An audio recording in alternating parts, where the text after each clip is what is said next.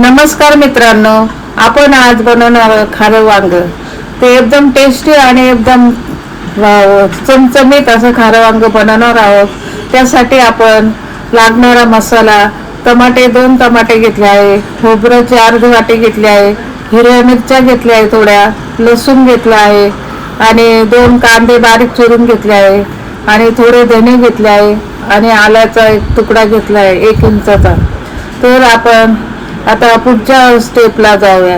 ह्या इथे आपण हळद 1 चमचा पावडर घेतली आहे, थोडे जिरे घेतले आहे आणि 1 चमचा धने पावडर घेतले आहे, थोडी कोथिंबीर घेतली आहे आणि चवीनुसार मीठ घेतलं आहे आणि कस्तुरी मेथी घेतली आहे.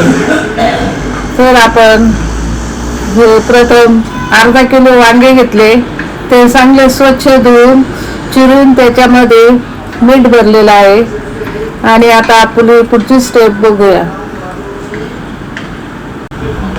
त्यामध्ये आपण कढीपत्ता आणि थोडी कोथिंबीर घेतले, हेच आपलं मेन डिश आहे.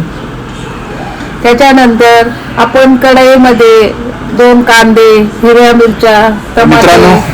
मस्त वाटलं ना आईचा आवाज. तर हा होता आपल्या आईचा आवाज, जी रेसिपीज बनवते. तर आईला म्हटलं तू पण एकदा ट्राय करून बघ. तर यस, आईने ते वांग्यांना कापं करून घेतलेले आणि त्याच्यामध्ये आपल्याला मीठ भरायचं आहे.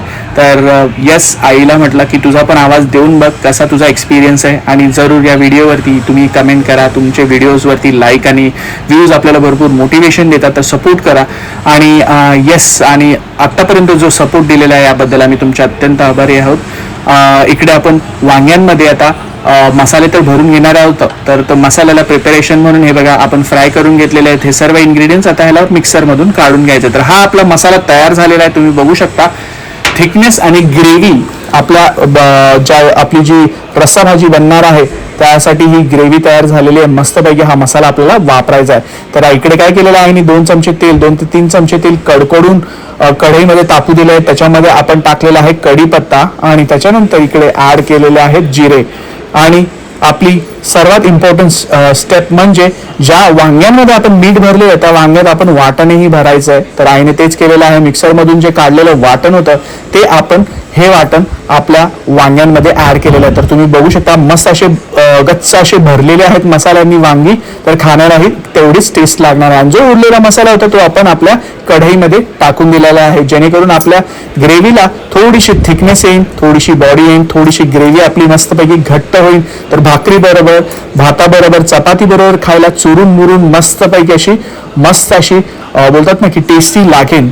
तर ही आपली झालेली आहे भरलेल्या वांग्याची रेसिपी तयार. आता फक्त इकडे आईने 2 कप पाणी टाकलेलं आहे आणि त्याच्यानंतर 5 ते 10 मिनिटासाठी मीडियम फ्लेमवरती मित्र आपल्याला ही भाजी, आपली ही ग्रेव्ही मस्तपैकी बॉईल करून घ्यायची. तर कशी वाटली आजची ही रेसिपी तर नक्की कमेंट करायला विसरू नका. तुमचा सपोर्ट आपल्या चॅनलला भरपूर महत्वाचा आहे.